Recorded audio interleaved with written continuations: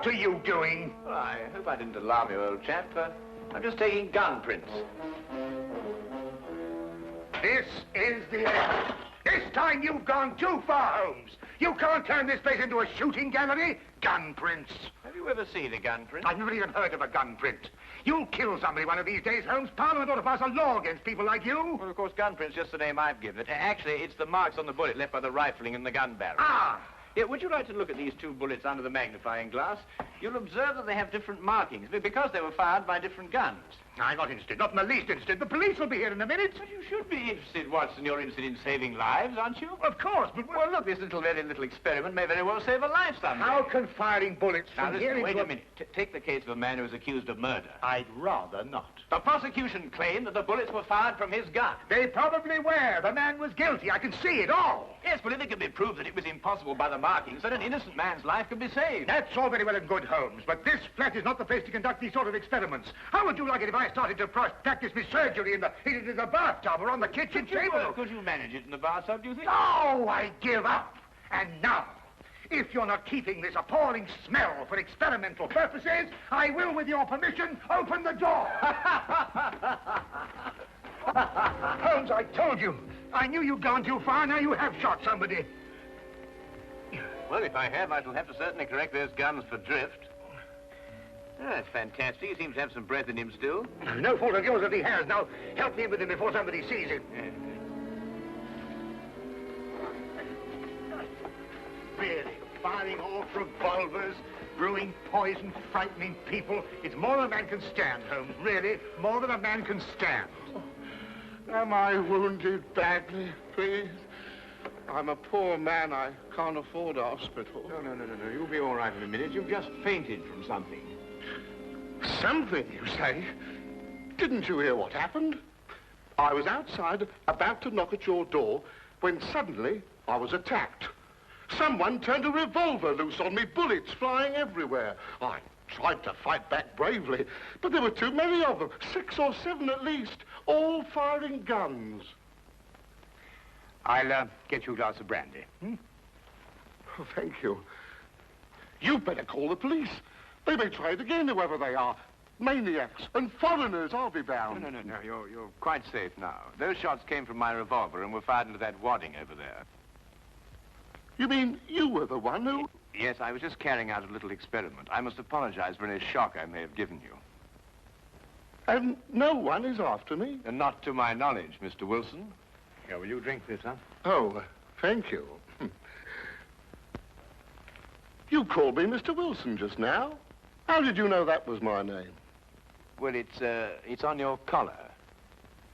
Very shrewd indeed, you're noticing my name like that. In fact, you've got exactly the kind of mind that could help me to unravel my mystery. That is, if you're willing to lend a poor man a hand. Oh, yes, I owe you at least that. What is the mystery? But perhaps you'll get a better idea of what it is if you read this first. There, it's in the wanted column. Read it for yourself. Ah, to the Red-Headed League. On account of the bequest of the late Ezekiah Hopkins of Lebanon, Pennsylvania, USA, there is now another vacancy open which entitles a member of the League to a salary of £4 a week for purely nominal services. All red-headed men who are sound in... Apply in person on Monday at 11 o'clock to Duncan Ross at the offices of the League, 7 Pope's Court, Fleet Street. Apply in person on Monday at 11 o'clock to Duncan Ross at the offices of the League, 7 Pope's Court, Fleet Street. But what on earth does it mean, the Red-Headed League? It is a little off the beaten track, isn't it? I assure you, I felt the same way as you when I read it. A vacancy? For what, I asked. I'm a dealer in second-hand merchandise, and I believe in giving value for value received.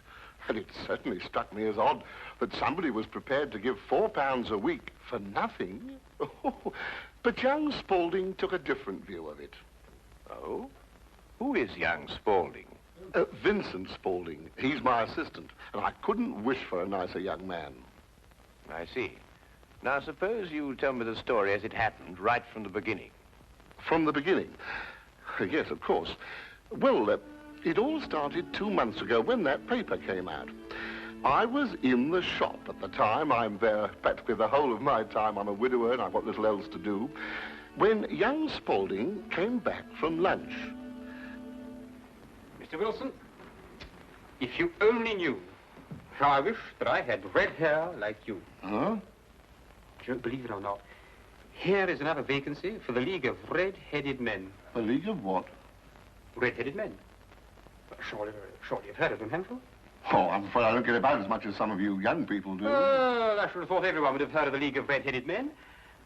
Well, at least everyone who was eligible. Now, a man like you, if he were accepted, could make himself a nice little nest egg without hardly lifting a hand. Vincent, I've told you before, there's one thing you've got to learn in life. Nobody ever gets anything except by the sweat of his brow. Value receives value. What is this Red-Headed League? Take a look at this paper yourself. How I wish my hair would change color, really I do. What a nice little nest egg I'd make for myself. Well, this doesn't make sense to me. No? Will you see the name? Hezekiah Hopkins? Yes. Oh, he was an American millionaire. Very peculiar in his ways. He was red-headed himself and had great sympathy for all red-headed men. So, when he died, he left an enormous fortune in the hands of trustees to make life easier for all red-headed men. Oh, really? Yeah, red-headed men. Uh-huh. Oh, but I couldn't apply even if I wanted to. I've got the shop here to look after. That's the whole point. The work don't amount to anything. Absolutely nothing at all. It need not interfere with a man's other occupation. Well, even so, probably millions of men would apply for it. No, this is limited to Londoners and to grown men.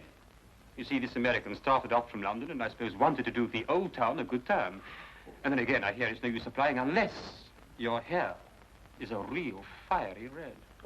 Huh. Do you think my hair is red enough? Oh, I've never seen any redder. I could use the money. There's all sorts of repairs I could do, and... Vincent, I'm going to investigate this league. Lock up the shop. You're coming with me. Yes, sir. You're right. It is fiery red, isn't it?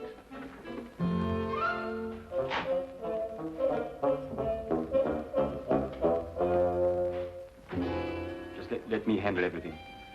All right. Stand back, everybody. This is Mr. Hopkins' son. Go on, step back, or he'll see that you don't get interviewed at all. Mr. Hopkins, this way. Thank you for applying, Mr. Emerson. Your name will be kept on file, and in the event you are chosen to fill the vacancy, I'll get in touch with you immediately. Thank you, Mr. Ross. I do hope I win. My family and me could do with the money. We shall see what we shall see, Mr. Iverson. Thank you so much.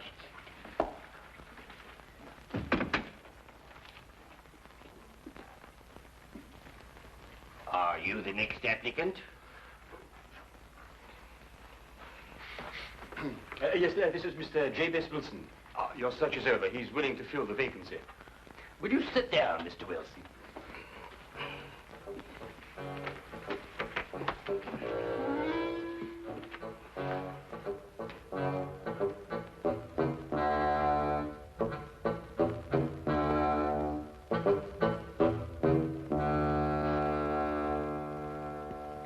I've never seen anything like it.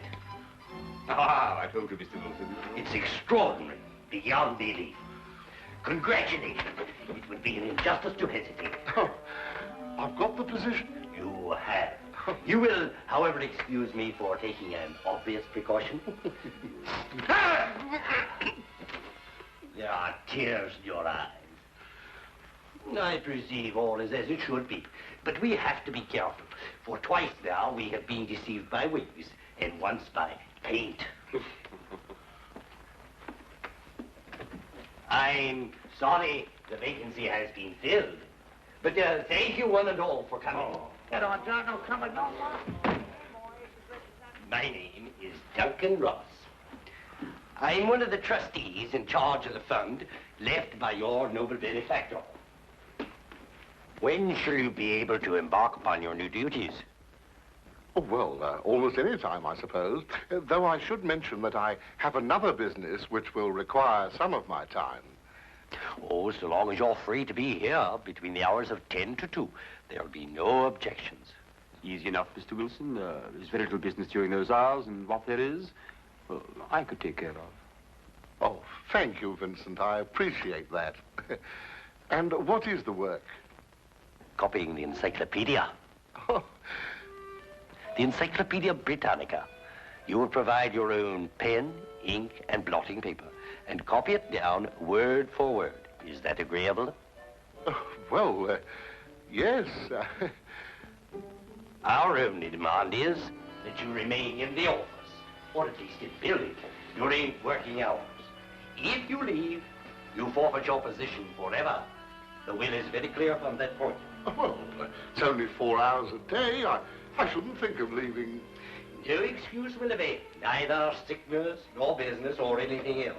Here you must stay or lose your billet. I quite understand. Then, goodbye, Mr. Wilson. And again, let me congratulate you. Oh, thank you, sir. Thank you.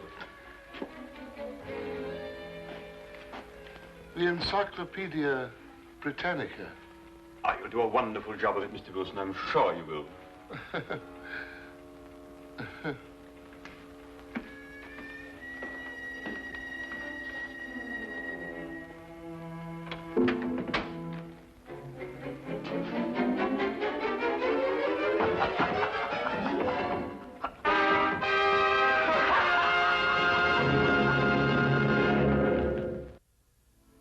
The first word was Arkan.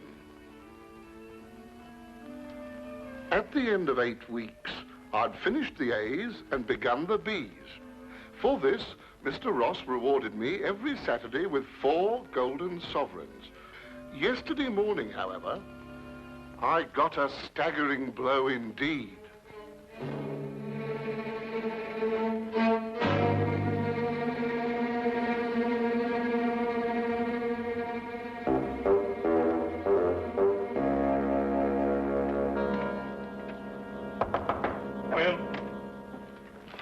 Mr. Milford? Yes, what can I do for you?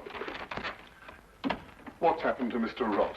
Mr. Who? Mr. Ross, Duncan Ross, in office number 4. He's gone. What's happened to him? Just a moment, let me look him up in my files.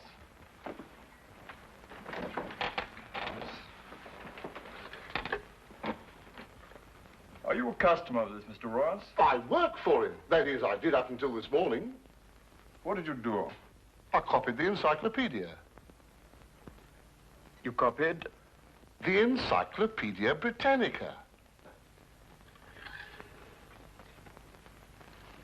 Wouldn't it have been cheaper buying another encyclopedia rather than going to all the trouble of copying it? You don't understand. That's the work the Red-Headed League required me to do. Look here, my good man.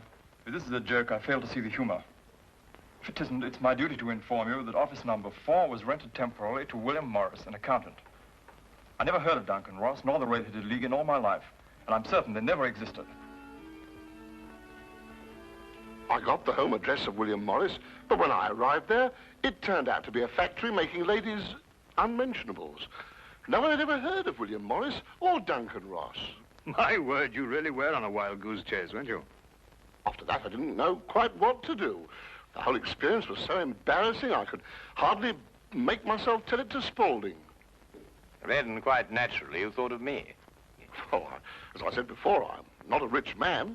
If I don't locate the League or find out what happened to them, I stand to lose £4 a week. You don't stand to lose anything, Mr. Wilson.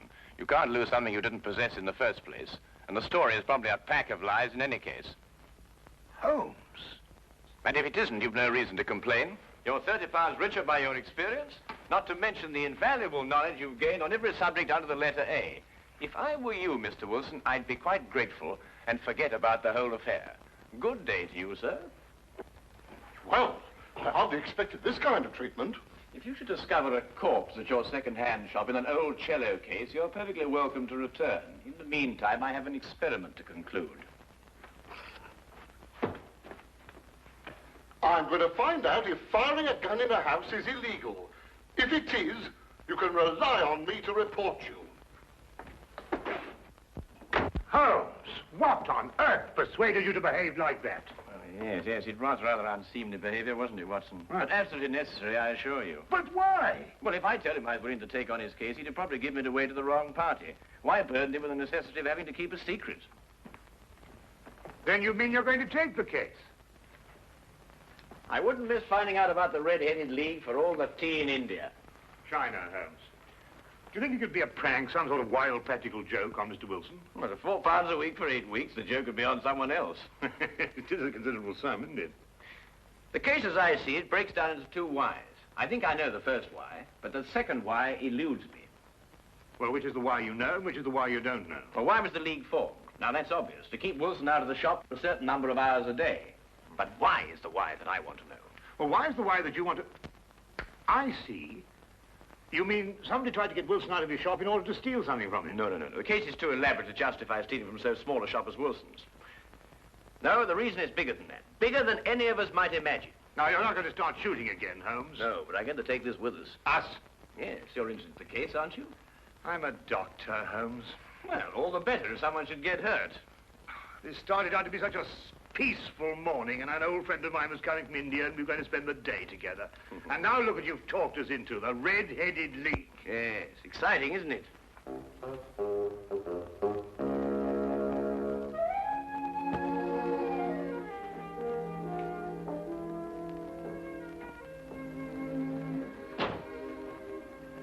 Seems to be nobody here. I wonder where he could be. I'll be right with you, gentlemen.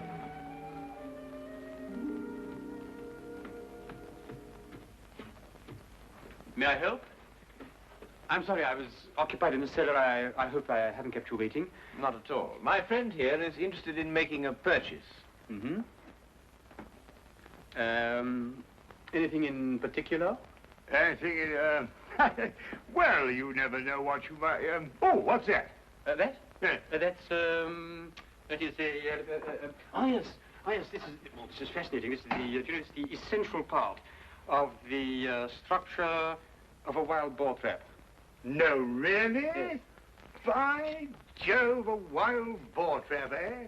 How very interesting. No, and a very fine specimen as wild boar traps go. Yes, oh, indeed. yes, a very fine... Oh, indeed, reminds me of my day. There we were, all lined out in a row, as far as the eye could see. Yes. Down the hill came the enemy, and the Battle of Royal Burnop was on. Yes, if you excuse me... There we were, outnumbered 112 to 1. That was from the count after the battle, as you understand. Yes, I'll say perfectly. Charge, they shouted, as down the hill they came, the hordes of heathen, at 112 to 1. And from that moment I became a collector, and I've been a collector ever since. You understand that, of course. Oh, yes, but that is a quite perfectly natural reaction. It's 1 o'clock. It's 1 o'clock. What? Yes, 1 o'clock. Our engagement with the Colonel. The Do you Colonel? remember? The one who led you in the charge. Oh, of course, yes. Well, I hope you'll keep that for me, will you? Well, there's been a fearful run on wild boar traps lately, but I'll do my best. Thank you, thank you. Thanks so much. Good afternoon. Well, what did you discover? The knees of Spaulding's trousers show considerable wear. What does that mean? That's a great deal. Let me have your stick for a minute. Yeah. What are you doing? Well, no time to explain now, but a considerable crime is in contemplation. And since today is Saturday, we may have some difficulty in preventing it. What kind of a crime? A bank robbery. What? Shh. Meet me at the side entrance of the Westminster County Bank at 10 o'clock sharp. Yes, is that the bank that's going to be... Yes. At 10 o'clock sharp, remember? Yeah. The basement vaults of the Royal Westminster Bank, as you can see, they are impregnable.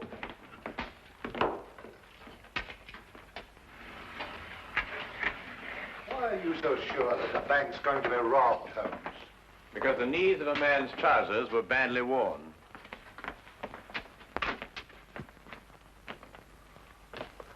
I can't see how they can possibly get in here.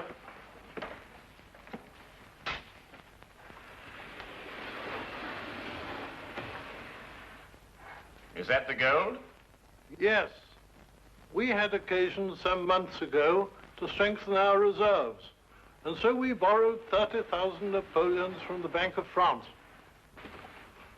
Word must have leaked out, if Mr. Holmes' deductions are correct. Gentlemen, we must prepare ourselves. As soon as Mr. Wilson goes to sleep, they will make attempts to get in. Who are they?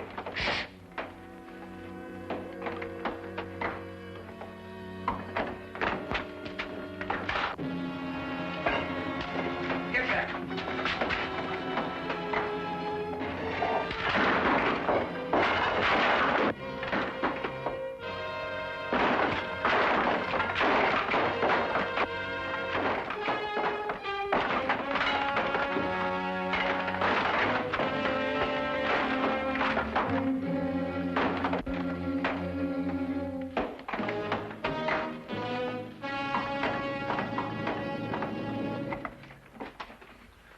It's all clear, it's all right. Hey, jump! All right. All right, Spaulding, your back-robbing days are over. So I see. I fancy my pal got away all right, though. There are 3 policemen waiting for him at the other end. You seem to have done things very, very, very neatly. I must compliment you.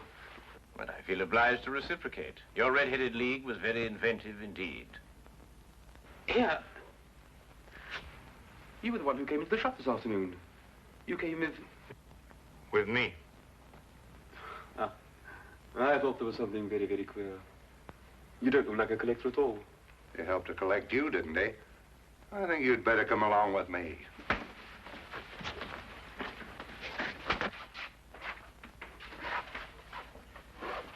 I don't know how the bank can repay you, Mr. Holmes. I've been more than amply repaid, Mr. Merriweather, by having one of the most unique experiences of my career. However, there is one thing you could do for me. Name it. Well, it's... Anything, Mr. Holmes? I'm a regular depositor at your bank, Mr. Merriweather, and I should be eternally grateful if you could do something about your pens. I've yet to find one of them that worked. Come along, Watson.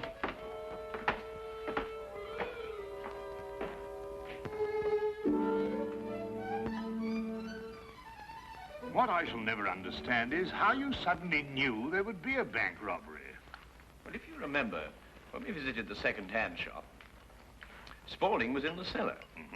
I didn't pay much attention to it at the time, but later on I noticed that the knees of his trousers were badly worn, as if he'd spent some time kneeling, doing some sort of burrowing work. But burrowing where? Perhaps from the cellar to the next building. The moment the thought occurred to me, I whisked you outside and surprised you by tapping on the pavement with your stick. You certainly did. Oh, I'll just go and see who it is.